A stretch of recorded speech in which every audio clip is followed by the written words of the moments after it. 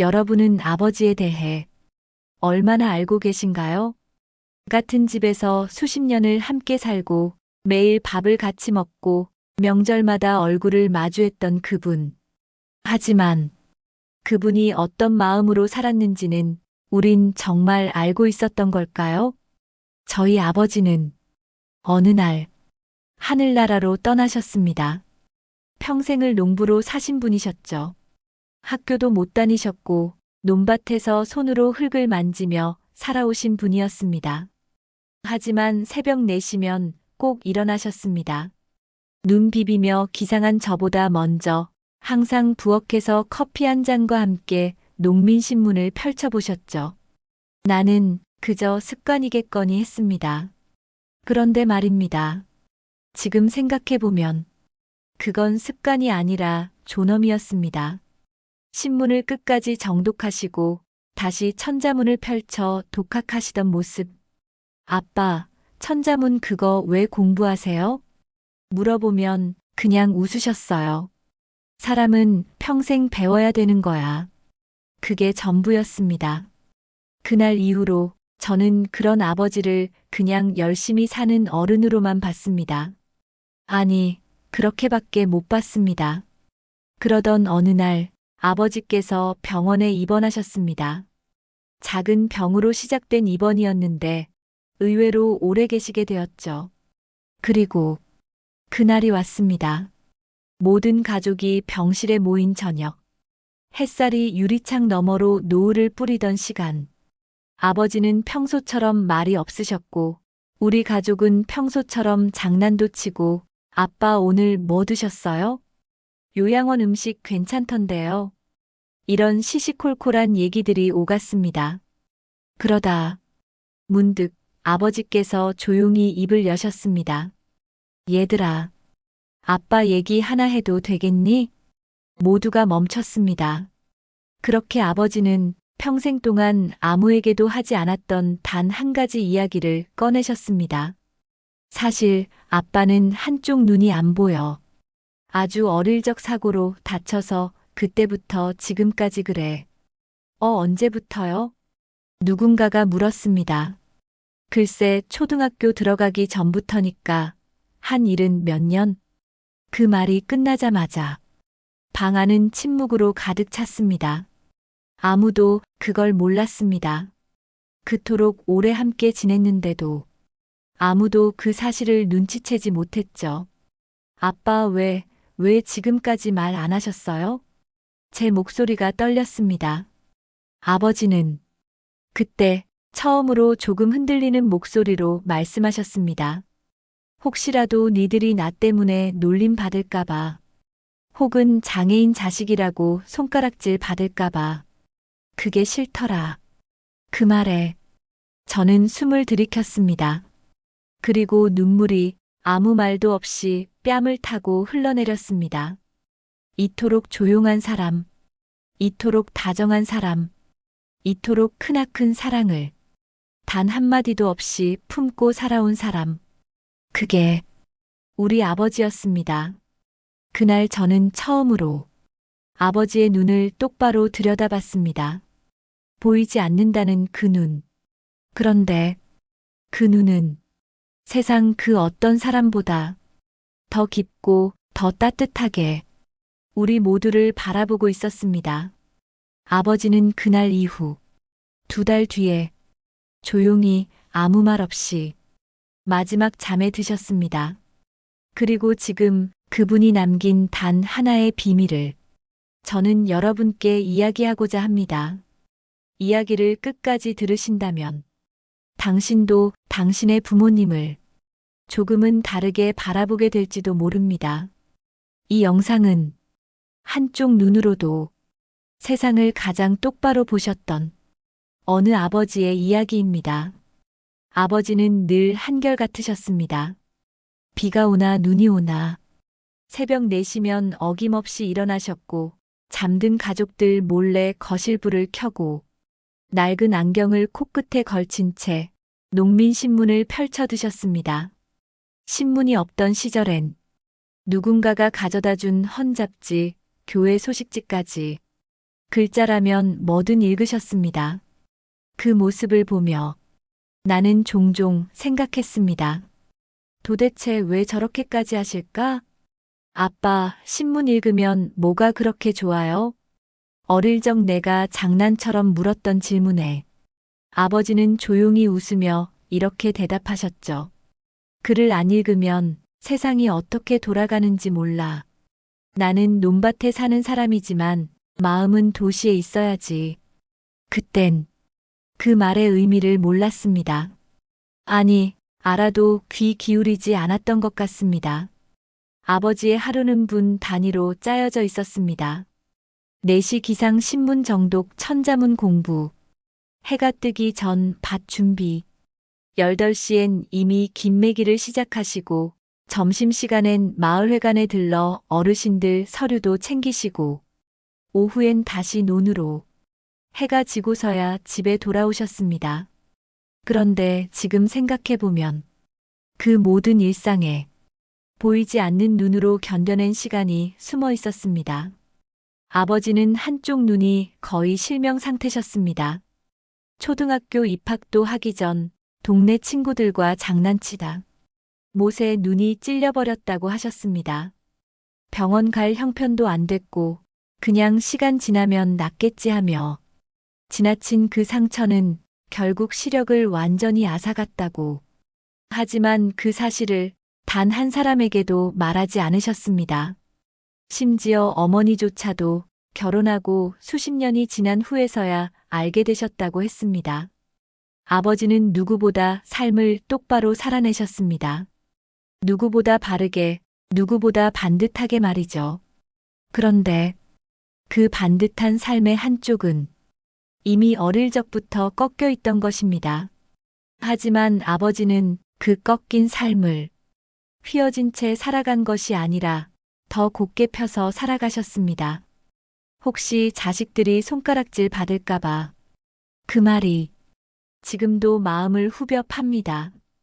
우리는 어릴 적 부모님이 회사에 와도 조금 부끄러워하던 시절이 있었습니다.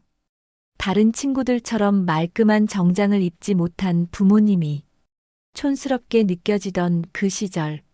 하지만 아버지는 그걸 미리 아셨던 걸까요?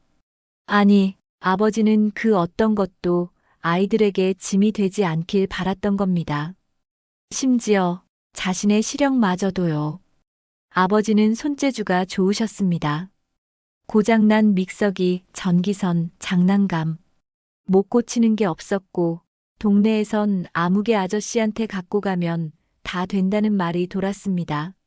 한 번은 동네 할머니가 등본을 떼러 갔는데 뭘 써야 할지 몰라 아버지께 도와달라고 하셨다고 합니다. 아버지는 그날 밤늦게까지 주민센터에서 그 할머니와 함께 서류를 써주셨다죠. 그런 일들이 참 많았습니다. 그 당시엔 몰랐습니다. 그냥 착하신 분이구나. 아버지는 원래 그런 분이지. 하지만 지금 와서 다시 돌아보니 그런 모든 친절과 배려의 뿌리는 바로 그분의 아픔에서 시작되었구나 싶습니다. 시력을 잃은 대신 아버지는 사람을 더 깊이 보셨습니다. 표정 너머의 마음을 읽을 줄 아셨고 상처를 단번에 알아보셨습니다. 누가 진심인지, 누가 외로운지, 누가 지금 도움이 필요한지를 정확히 아셨습니다. 어쩌면 한쪽 눈을 잃은 대신 세상을 더 정확하게 보는 눈을 얻으셨는지도 모르겠습니다. 저는 그저 아버지가 늘 밝은 분이라 생각했습니다. 하지만 이제는 압니다.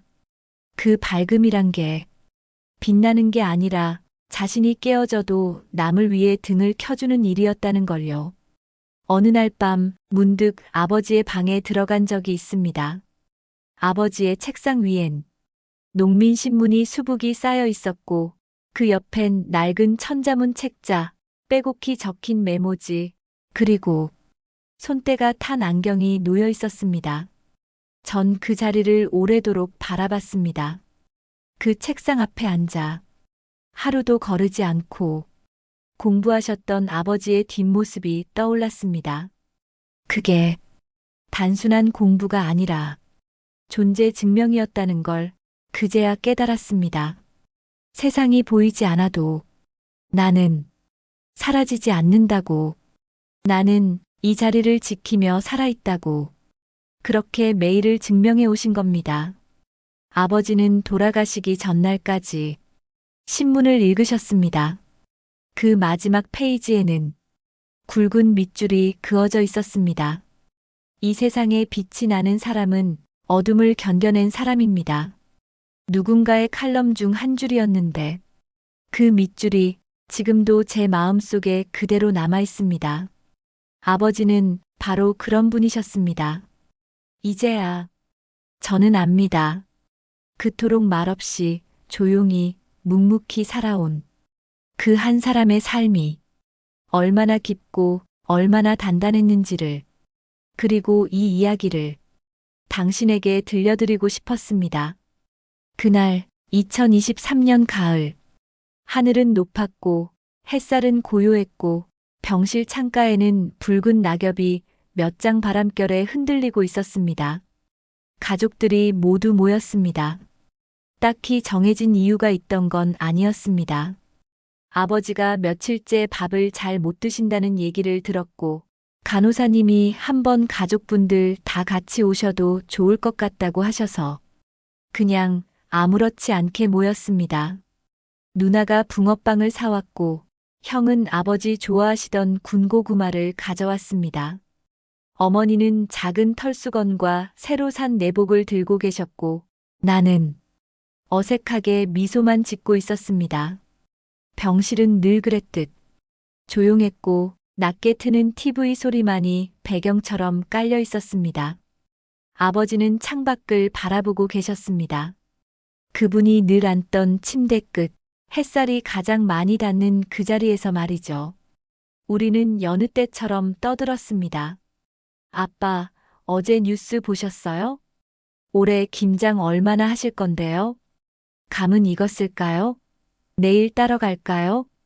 그런 아무렇지 않은 말들 속에서 아버지는 조용히 입을 여셨습니다. 얘들아. 처음엔 아무도 대답하지 않았습니다. 그저 왜요? 하고 묻는 듯한 눈빛만 돌아봤습니다. 그러자 아버지가 다시 말씀하셨습니다. 아빠가 얘기 하나만 해도 되겠니? 그 순간 그 누구도 말을 잇지 못했습니다. 그 말 한 줄만으로도 우린 뭔가 다른 이야기가 시작될 거란 걸 알았기 때문입니다. 아버지는 잠시 숨을 고르시더니 창밖을 바라보며 말씀하셨습니다. 아빠 한쪽 눈은 어릴 때 다쳤어.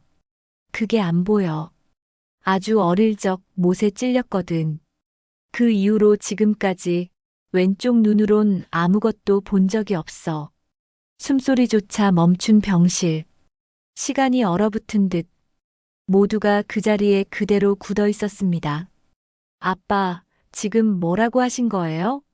누나가 떨리는 목소리로 물었습니다. 응, 그랬어. 그냥 말 안 하고 산 거야. 혹시라도 니들이 아빠 때문에 손가락질 받을까봐, 장애인 자식이란 소리 들을까봐. 그게 싫더라. 어머니는 눈을 감으셨습니다. 형은 입술을 깨물었고 나는 가슴이 철렁 내려앉는 소리를 들은 것 같았습니다. 아버지가 왜 지금 말씀하세요? 형이 거의 울먹이며 물었습니다. 글쎄, 이젠 말해도 괜찮을 것 같아서. 이젠 니들 다 컸잖아. 그 말에 누나가 입을 막고 흐느꼈고 어머니는 아버지 손을 꼭 잡으셨습니다. 아버지는 그저 조용히 웃기만 하셨습니다. 말 안 해도 되는 게 좋은 거야. 알려줄 필요 없는 건 숨겨도 괜찮은 거야. 그 말은 단순히 눈의 이야기가 아니었습니다. 그건 아버지의 삶이었습니다. 무너져도 말하지 않았고, 아파도 티내지 않았고, 외로워도 다정하게 웃으셨던 그 사람. 그분이 우리 아버지셨습니다. 어릴 적 나는 아버지를 조금 답답한 사람이라고 생각했습니다. 늘 말이 없고 감정 표현이 서툴고 무뚝뚝해서 때로는 섭섭하기도 했습니다. 하지만 그 침묵 뒤에 감춰져 있던 고백을 들은 순간 나는 아버지를 다시 보게 되었습니다. 아니, 처음으로 제대로 바라본 것 같습니다. 아버지라는 이름은 참 무거운 이름입니다. 자식 앞에선 언제나 괜찮은 사람이어야 하고, 가족 앞에선 절대 흔들려선 안 되는 사람. 심지어 자신의 고통조차 숨겨야 하는 자리. 아버지는 그 자리를 말없이 끝까지 지켜내셨습니다. 눈 하나 보이지 않는 그 시절에도 신문을 읽으셨고, 천자문을 공부하셨고, 논밭에서 일을 하셨고, 사람들에게 웃음을 나눠주셨고, 가족을 지켜내셨습니다. 그런 아버지에게 우리는 과연 무엇을 알고 있었을까요? 우리는 그 사람의 절반도 이해하지 못한 채 그저 아빠니까라고만 생각했던 건 아닐까요? 그날 밤 우리는 모두 침묵했습니다. 누나도 형도 어머니도 그저 아버지의 손을 잡고 눈물만 흘렸습니다. 한참 후 아버지는 살며시 말씀하셨습니다. 그래도 니들 잘 자라줘서 고맙다. 아니요, 아버지. 우리가 아니라 아버지가 잘 살아내셔서. 그래서 우리가 이렇게 자란 거예요. 한쪽 눈으로도 세상을 가장 깊이 바라봤던 사람. 빛이 없는 시선으로도 세상에 가장 큰 빛을 건넸던 사람. 묻히고 싶지 않아도 묻어야 했던 고통을 자식들을 위해 꾹 눌러 살아낸 사람. 그런 사람이 우리 아버지였습니다. 이제 그분의 이름을 세상에 알려드리고 싶었습니다. 아버지가 세상을 떠나신 날 햇살이 참 고요했습니다. 구름도 없이 맑은 하늘이었고 가을 바람은 따뜻하게 불었고 논두렁엔 수확을 기다리는 벼들이 고개를 숙이고 있었습니다. 마치 아버지의 마지막 인사를 자연이 대신 건네는 것 같았습니다. 아버지의 장례식은 정말 많은 이들이 찾아와 주셨습니다. 이웃 어르신들, 마을 주민들, 동네 시장 상인들, 심지어 우리가 한 번도 뵌 적 없는 분들까지도 아버님 덕분에 도와주신 게 많아요. 그분은 정말 묵묵히 사람을 챙기시던 분이셨어요. 그분 아니었으면 저희 땅 분쟁 못 해결했을 거예요. 우리는 놀랐습니다. 우리가 알지 못한 아버지의 삶이 그렇게 많은 사람들의 기억 속에 살아 있었던 겁니다.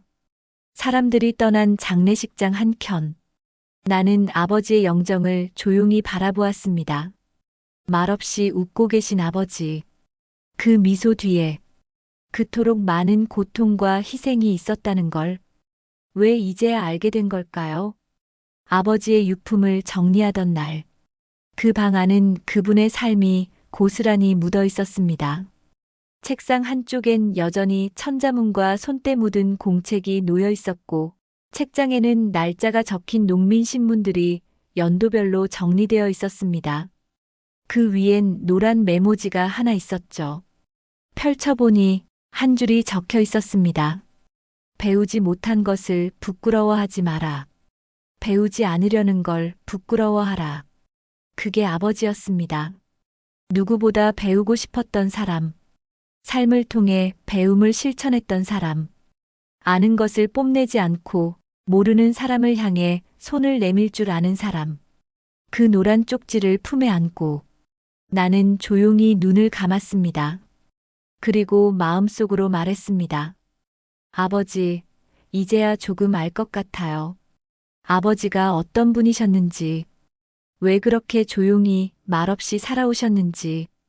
어릴 적 아버지는 제 손을 꼭 잡고 논두렁을 걸으셨습니다. 나는 작고 아버지의 손은 거칠었습니다. 그 손을 잡고 걷다. 종종 넘어지면 아버지는 조용히 다시 손을 내밀어 일으켜 주셨죠. 그땐 몰랐습니다. 그 손이 얼마나 많은 것을 감내하며 버틴 손인지, 얼마나 많은 상처와 피로를 감춘 손인지, 그저 따뜻한 손이라고만 느꼈습니다. 그 손이 그 한쪽 눈이, 그 등 뒤에 감춰진 모든 것이 이제서야 보입니다. 아버지는 한 번도 사랑한다는 말을 하신 적 없습니다. 생일 선물도 없었고 어깨를 토닥인 적도 없습니다. 하지만 지금 돌이켜보면 그분의 하루하루가 모두 사랑이었다는 걸 알게 되었습니다. 말 없는 사랑. 하지만 가장 깊은 사랑. 그분의 자식으로 태어나 그 손을 잡고 자라 그 등을 보며 커왔다는 사실이 이제는 너무나도 자랑스럽습니다. 나는 이제 그 아버지의 사랑을 기억하고 그 사랑을 닮아가고 싶습니다. 내가 내 아이에게, 누군가에게 조용한 울림이 되는 사람이 되고 싶습니다.